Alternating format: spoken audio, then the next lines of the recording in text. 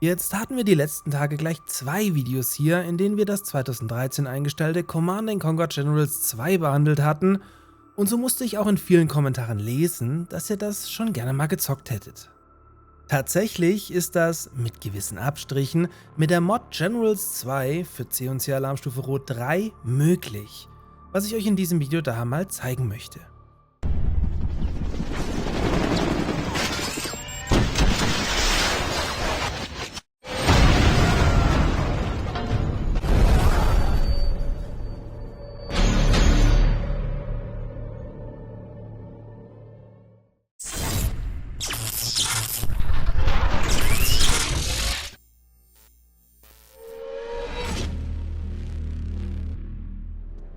Da spätestens mit dem Steam-Release der C&C Ultimate Collection jeder von euch, wie auch ich, über alle Command & Conquer Titel verfügen sollte, ist das Franchise endlich wieder in aller Munde.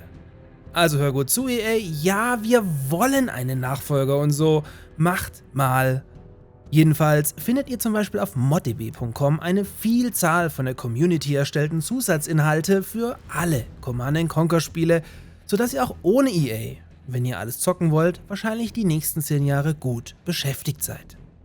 Als erster Mod, und ja, wir werden uns sicher noch weitere anschauen, also gerne mal in die Kommentare, wenn ihr da besonders gute kennt, bietet sich Generals 2 für Alarmstufe Rot 3 an.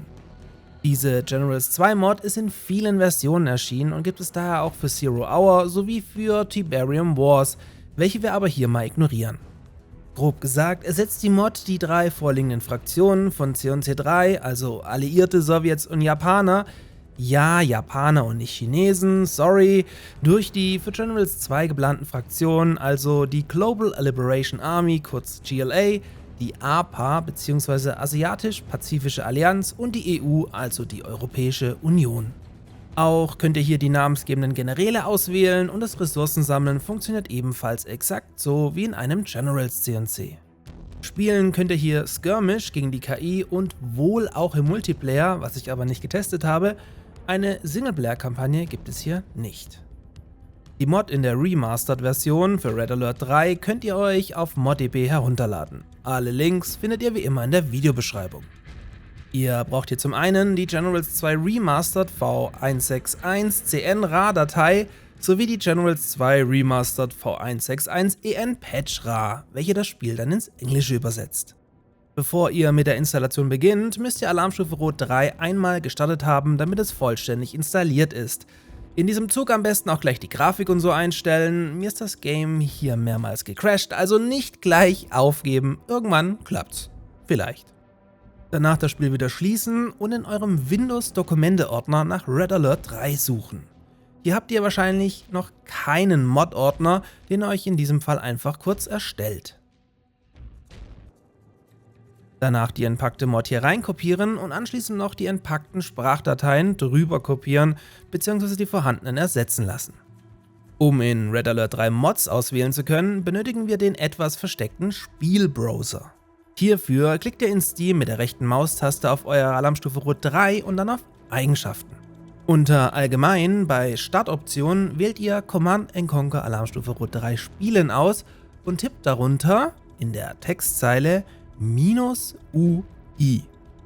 Fenster schließen, Spiel starten und ihr solltet euch nun im ehemaligen Launcher befinden mit einem urigen 24 Event Trailer. What the fuck? Until now. Jack, don't let them take my kids. Go with them now! Where are the children? Über den Spielbrowser sollte euch jetzt unter dem Reiter Mods Generals 2 angezeigt werden. Anklicken, Spiel starten, fertig. Das gleiche könnt ihr natürlich auch mit allen anderen Mods machen, die euch hier dann jeweils zur Auswahl angezeigt werden. Wie genau die Mod am Original ist und welche Einheiten selbst erfunden sind, kann ich schlecht bis gar nicht beurteilen. Ein kleiner Trip ins Jahr 2013 ist es aber auf alle Fälle. In diesem Sinne, kurz und knapp, viel Spaß beim Ausprobieren und bis zum nächsten Mal, Commander. All clear. Insufficient funds. I've seen it all.